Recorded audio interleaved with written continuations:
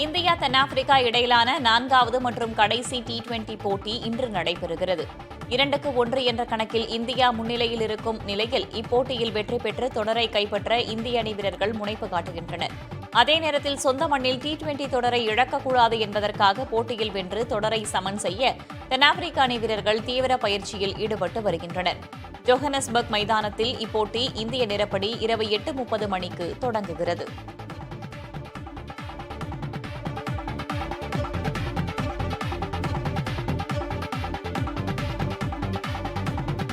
நியூசிலாந்தின் முன்னாள் captain Kane Williamson மீண்டும் அணிக்கு திரும்பியுள்ளார். காயம் காரணமாக சில மாதங்கள் விளையாடாமல் இருந்த அவர் தற்போது முழு உடல்நலம் பெற்றுள்ளதால் இங்கிலாந்து அணிக்கு எதிரான டெஸ்ட் தொடரில் பங்கேற்பார் என அந்நாட்டு கிரிக்கெட் வாரியம் அறிவித்திருக்கிறது.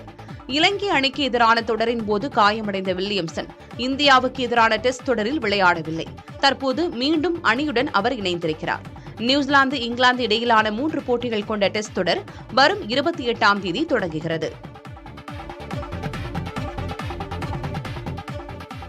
நியூசிலாந்து கிரிக்கெட் அணியின் வேகப்பந்து வீச்சாளர் டிம் சவுத்தி டெஸ்ட் போட்டியில் இருந்து ஓய்வு பெறுவதாக அறிவித்திருக்கிறார். எதிர்வர இருக்கும் இங்கிலாந்து அணிக்கு எதிரான டெஸ்ட் தொடருக்கு பிறகு ஓய்வு பெற இருப்பதாக அவர் அறிவித்திருக்கிறார்.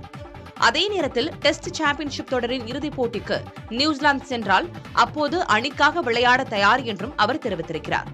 நியூசிலாந்து கிரிக்கெட் அணிக்காக கடந்த 18 ஆண்டுகளாக விளையாடி வரும் சவுத்தி 104 டெஸ்ட் போட்டிகளில் விளையாடி 385 விக்கெட்டுகளை வீழ்த்தியிருக்கிறார். கிரிக்கெட் வரலாற்றில் டெஸ்டில் 300 விக்கெட்டுகள், ஒருநாள் தொடரில் 200 விக்கெட்டுகள், T20 தொடரில் 100 விக்கெட்டுகள் வீழ்த்திய ஒரே வீரர் என்ற பெருமை சவுத்திக்கு மட்டுமே உண்டு. மேற்கத்திய தீவுகளுக்கு எதிரான T20 தொடரை 3-0 என இங்கிலாந்து அணி கைப்பற்றியது. இங்கிலாந்து அணி மேற்கத்திய தீவுகளுக்கு சுற்றுப்பயணம் மேற்கொண்டு 5 T20 போட்டிகளில் விளையாடுகின்றன.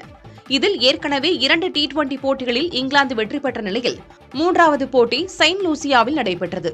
இதில் முதலில் பேட்டிங் செய்த மேற்கத்திய தீவுகளுக்கு சிறப்பான தொடக்கம் கிடைக்கவில்லை.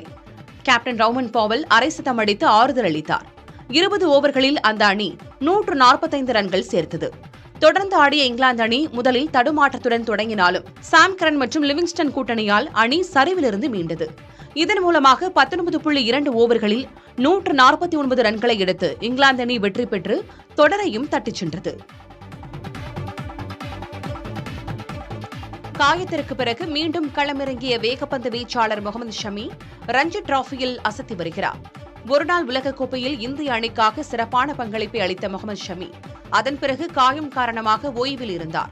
காயத்துக்கு அறுவை சிகிச்சை செய்து கொண்ட முகமது ஷமி 360 நாட்கள் எந்த கிரிக்கெட் போட்டிகளிலும் பங்கேற்கவில்லை. பார்டர் கவாஸ்கர் கோப்பையில் பங்கேற்பார் என எதிர்பார்க்கப்பட்ட ஷமிக்கு அணியில் இடம் கிடைக்கவில்லை. தற்போது ரஞ்சி கோப்பையில் பெங்கால் அணிக்காக விளையாடி வரும் ஷமி 4 விக்கெட்டுகளை எடுத்து தான் திரும்பி வந்ததை கிரிக்கெட் ரசிகர்களுக்கு அறிவித்திருக்கிறார்.